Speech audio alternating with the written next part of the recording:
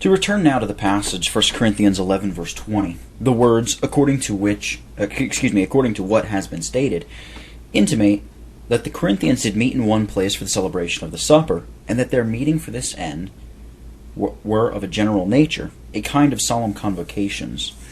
These behoved to be only occasional. If the Christians in that quarter were so numerous that they could not all meet in one place for stated worship, if they composed several congregations which behooved to meet separately on the first day of the week for such worship, and yet are said to come together into one place to eat the Lord's Supper, the sacrament could not be a weekly observance among them. And here a footnote. When there is nothing particular in the case, the preposition son, expressive of association, is considered as sufficient. The preposition soon, expressive of association, is considered as sufficient, where 2 or 3 are gathered together in my name, etc. Matthew 28, verse 20, see Acts 1, verse 6, Acts 10, verse 27, Acts 19, verse 32, and Acts 28, verse 17. Dr. Campbell supports the view of the communion of the primitive churches stated above. According to him, the churches which sprung from that which had been first planted in any district joined together at the mother church in holding the supper. But he places the origin of this usage to the age that succeeded the apostolic, and he seems to do so merely for the sake of giving a plausible account of the formation of parishes. The question may recur. The Christians at Corinth were so numerous that they could not all meet for stated worship in one place. How then were these general occasional meetings effected? How got they together into one place to eat the Lord's Supper? The answer is simple. It was not necessary they should all communicate at one time. It might be impracticable. The reasoning of the Apostle in chapter 10 does not imply that they did, and it holds good though they did not.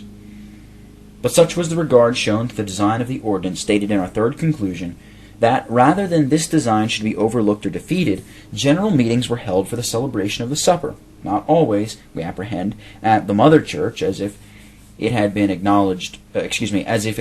acknowledged cathedral, but in routine, that while as many as could join on each occasion, all might have an opportunity afforded.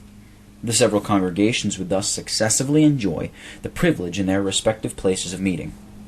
These convocations were a church or church meeting for coming together into one place, verse 20, may be considered as of the same import with coming together in the church in verse 18. The Apostle, however, by changing the phrase when he comes to speak of the supper, evidently alludes to something peculiar in the mode of its observance, which rendered the disorders he meant to reprove most glaringly improper. Let us mark how he brings forward the reproof, and by the introduction of new terms carries it out to the utmost extent. His design was not only to condemn the irregularities which obtained, but to expose them in such a manner that they might be condemned by the Corinthians themselves. For this end he tells them that according to the accounts he had received, the divisions which operated in private among them, to the marring of peace and edification, had ever been manifested in their public assemblies. You come together, says he in verse 17, not for the better, but for the worse. On this he would fix their attention. To exhibit still more impressively the condemnable nature of their conduct, he notes particularly the kind of assembling thus marred and perverted. Verse 18, when ye come together in the church. Even in church meetings for the service of God, where a very different temper should appear, there are divisions among you. So I have heard, and I partly believe it. Though willing to judge charitably, there must be some ground for report. Nor was it merely in their ordinary church meetings he had reason to fear such divisions productive of disorder appeared. Their operation behooved to extend even to solemn convocations held for the purpose of showing conjunctly the Lord's death. And it did so, verse 20. When therefore ye come together into one place, such being the state of things among you, even when ye meet with the express design of manifesting your unity in the ordinance of communion, this I declare is not to eat the Lord's Supper. It cannot be. The design of the ordinance, a design which you profess to have in view, is defeated. And it is in fact set aside. For every one taketh before other, or without regard to his brethren, his own supper. This was the fruit of their divisions. They might as well have had no public social meeting at all, let alone a general one by their coming together into one place. The absurd notion they had formed of the supper favored their state of division. They had supposed it an institution similar to the coalition suppers in use among the Greeks. These were a kind of entertainments intended to promote social intercourse and conviviality, without putting any individual to great expense. A number of persons met in one place to feast together. Each brought his own provision with him. The rich what was suited to their dignity, the poor such as their circumstances could afford, and each took his own respective supper, while they enjoyed one another's company and conversation. And here a footnote.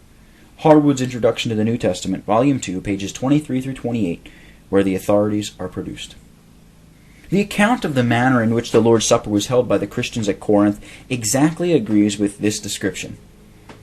Its declared purpose for promoting communion might at first occasion the mistake, and the ease with which it could be kept in the manner of the feasts referred to, without direct testification of cordial fellowship by partaking of one bread, might afterwards, in the state of division which obtained, confirm the practical error. But the banquets, or coalition suppers, were only occasional. They were general meetings of friends, and sometimes in one house, and sometimes in another, that a routine of social intercourse might be kept up.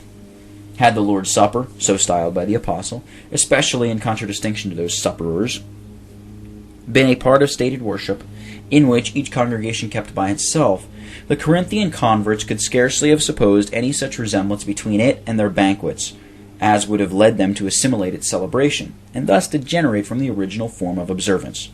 Still perhaps the question may be put, where have we any account of general meetings in which several congregations might be said to convene?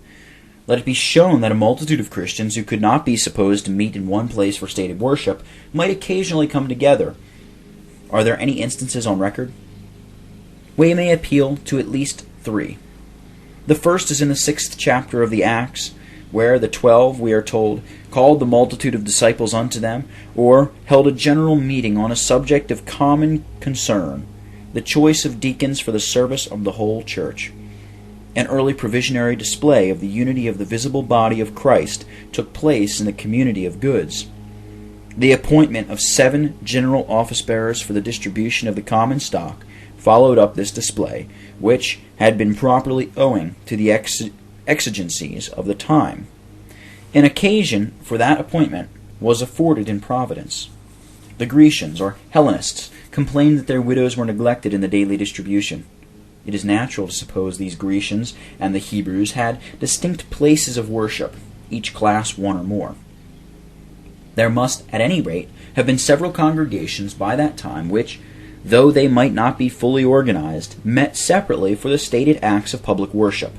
It is noticed in verse 1 of the chapter that in those days the number of the disciples was multiplied.